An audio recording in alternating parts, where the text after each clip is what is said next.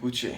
Tai va, padariau pirmą bandymą užkurti tą senovinį pečių. Iš pradžių mėginau popierių įmesti, uždegiau visur, dūmai parūko visam name. Po to mėginau pagaliukų įmesti, uždegti, galvojau, gal pratrauks kažkaip sklendės, viską atidariau, bet tas bandymas toks kaip ir nevykęs. Tai va, priėjau prie išmūryto židinuko, bent kažkiek pašildyti namučius. Nes esmė tokia, aš jums dar vėliau parodysiu, kad nieko gero nebuvo, kaip tikėjaus po sniego ištirpimo, taip ir dabar ir gavosi viskas, kad visas rūsys patvynės ir taip normaliai. Tai esmė, šį kartą esu nusipirkęs jau nešvaraus vandens siurblę, mėginsiu ištuštinti šulinį, išsiurbti vandenį iš po rūsio.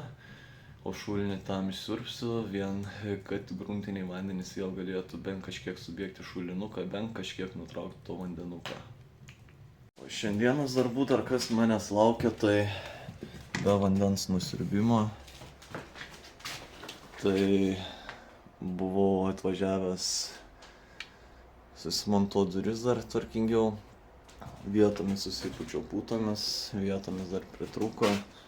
Visur aplinkui kaip ir užpūsta, vienoje vietoje tik tais trūksta grinai įsigręšiu skyles, kaip kad čia apačioj. Ir pripūsiu putom, kad viskas būtų bent kažkiek sandariau. Na, tada ištrauksim vandenuką. Per tą laiką eisim pasidarbuoti dar. Krūmų šaknis iškasti, kol geras oras, kol gražu iš tikro noris tokius darbus pasidaryti, nors ir žiema, kad pavasarį tiesiog galėčiau užsiimti rimtesniais darbais. Tai šiam kartui tiek, keliamės į kitą kadrą.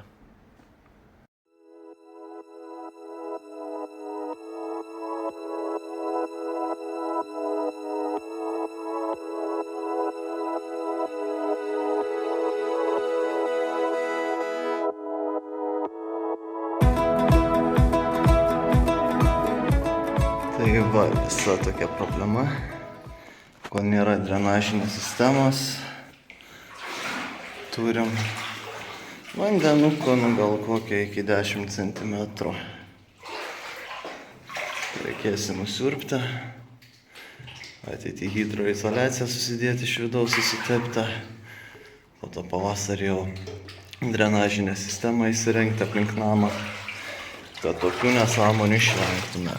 Nes jeigu man pradės čia viskas tvinti, visą sanitarinį mazgą užsems, visi įrenginiai ges, tai naudos iš tos jokios nebus.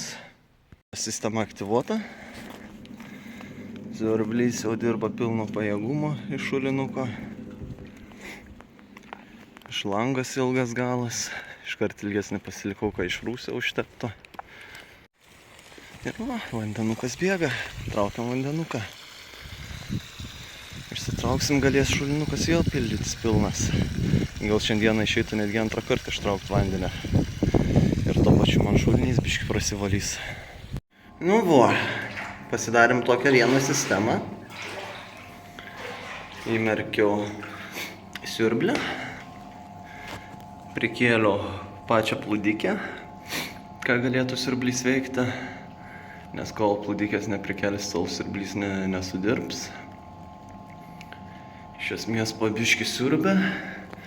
Na ir po to galėsiu dar pasidalinti, kokie tie planai bus. Aš manau, iš viso ateityje pasidarysiu dar tokį dalykėlį dėl pačio saugumo. Čia tokį nuolydėlį padarysim.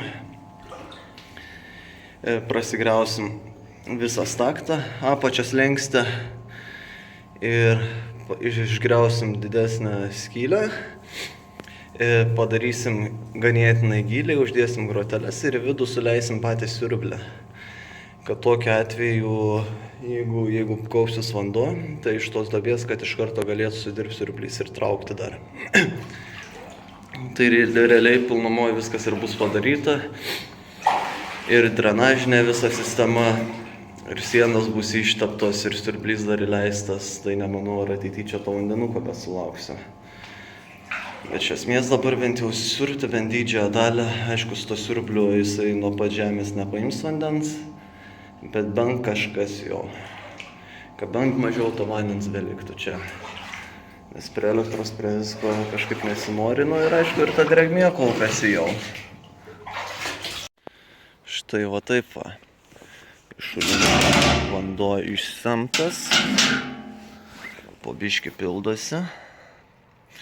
Ir realiai išsiėmiau, nu taip grubiai 2,5 žiedo.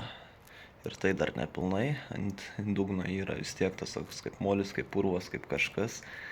Pavasarį bet kokį atveju reikės man įsivalyti, nes toks dabar drumslinas vanduo visiškai paliko. Žodžiu, išsivalysim tą visą reikaliuką. O čia, kaip matot, irgi jau sausį, o toj vietoje vandens nebėra visiškai.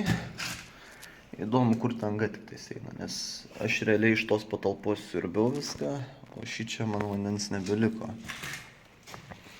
Nu ir va. Netiek jau ir giliai bėra.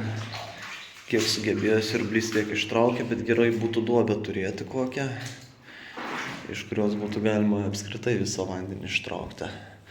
Reikės gal apie tokį variantą dar greičiau irgi pasvarstyti, įsigriauti čia, pasidaryti nuo leduką iš karto ir lai man pumpuoja tą visą vandenį.